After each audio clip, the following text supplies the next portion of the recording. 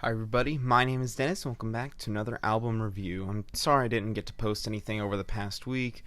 I was unable to record at the time and Ali hacked into my account and posted that nonsensical waste of time a few days ago, so I apologize about that nonsense, but I'm back.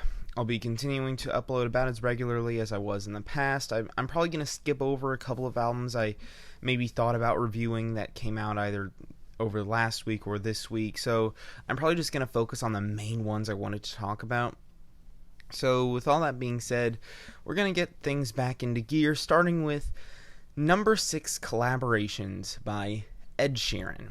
Now, Ed Sheeran is easily one of the biggest names in mainstream music right now, and if I'm being frank, I really don't see the appeal to him.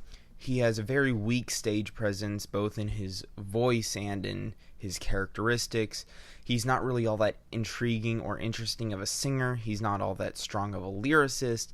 His instrumentals aren't even all that ambitious, fun, emotional, or interesting, or anything else that would make them entertaining. So I never really got the appeal to him. He has done a couple of songs I have enjoyed in the past, but aside from that, I really just don't see the major appeal to him. So I went into this not really expecting much, and if I'm being completely honest, I got way less than I was even expecting.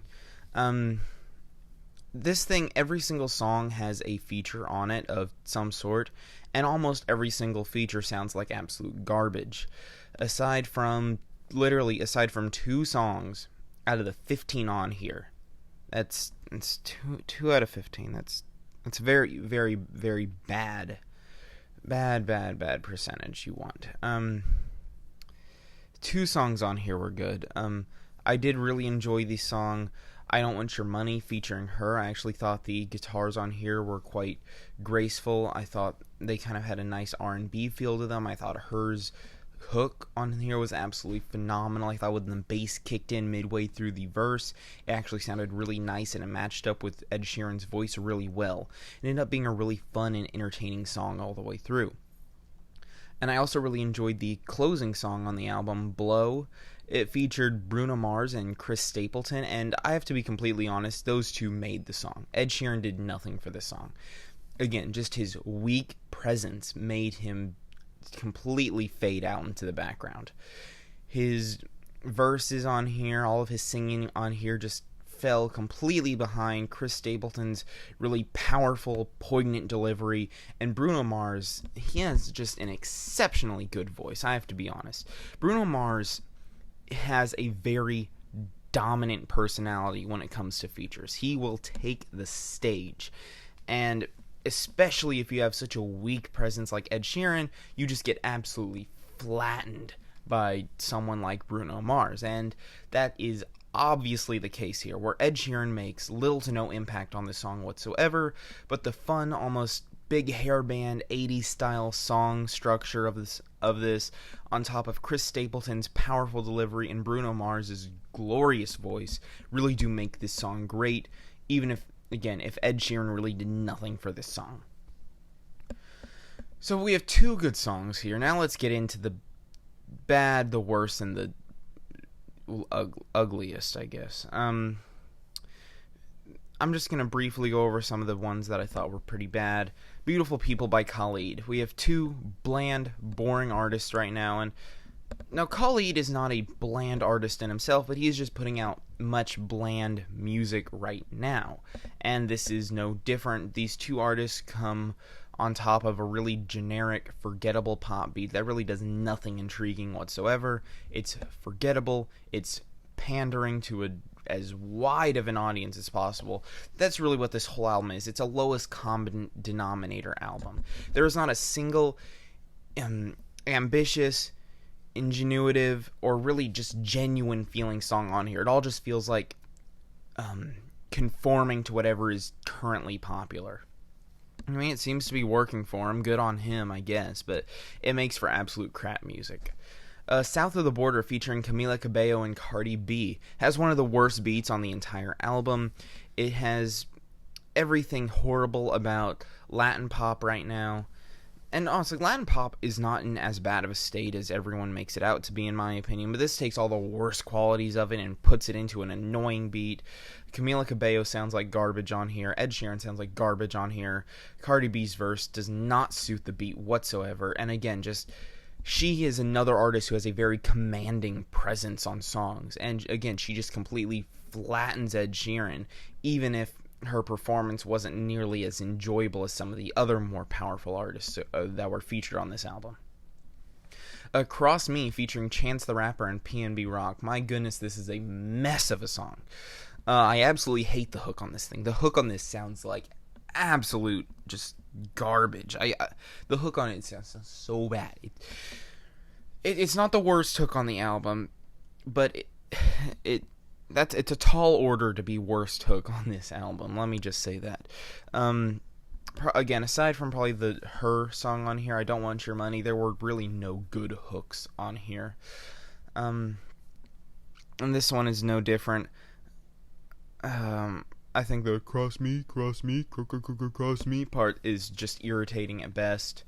I think PNB Rock and Chance the Rapper each have equally bad parts on here, and these are both artists that I don't think are bad.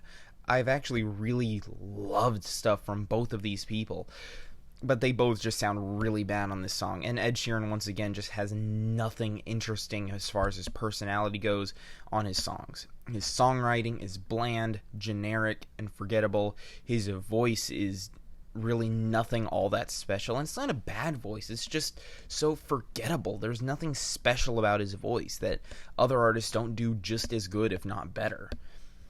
Take Me Back to London, again, just isn't that good. Here's one of the songs where Ed Sheeran tries to rap, and it is far from the last time he's done it, and it's not the first time he's done it before, and he actually has had some good songs before where he tries to rap, but none of them are on here. None of them are on here. He has a horrible flow on most of the rap songs. I have to be honest though, Take Me Back to London does have one of his better flows on the album, even if the Stormzy feature sounds like crap, even if the beat is as boring as you can get. It's fine, I guess. It's not a good song whatsoever, but it's better than most of the things on here. Best Part of Me is absolutely insufferable. This is the point where we get to the worst of the worst. Best Part of Me, I Don't Care, Remember the Name. Those three songs are easily some of the most horrendous, insufferable, mind-numbing, ear-bleeding pop music I have heard all year. Best Part of Me is everything horrible about slow songs, all bottled into one bland, stomach-churning, vomit-inducing mess of a song.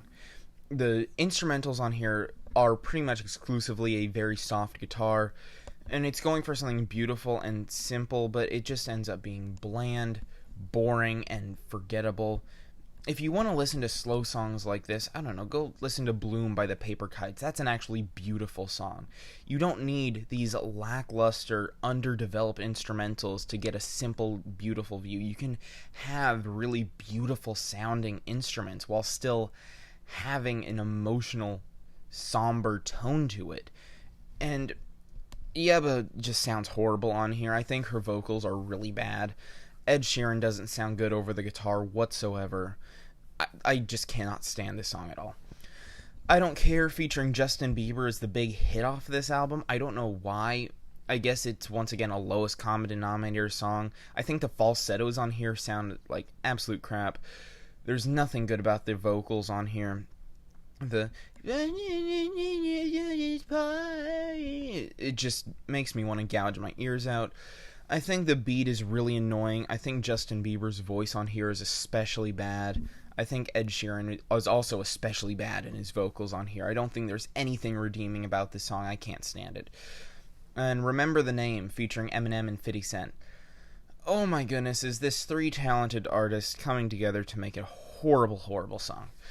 Ed Sheeran is talented. I can't deny that. He is a talented person. He has talent, but he uses it absolutely horrendously. The beat on here is easily one of the worst on the album, and this one probably wins worst hook on the album, if I'm being honest. I cannot stand this hook. oh my god, it just makes me want to put a bullet in my head. Eminem's verse is corny, it's unfunny, has some of the worst jokes, if you can even call them that, across the entire album. 50 Cent, that's about all I have to say about what he sounded like on here.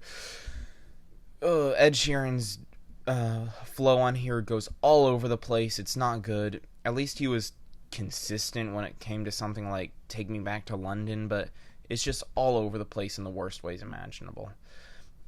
And most of the songs I haven't mentioned from the future in the album, they really just don't have that much to say. Again, the features sound bad, the beats sound bad, Ed Sheeran's vocals sound bad.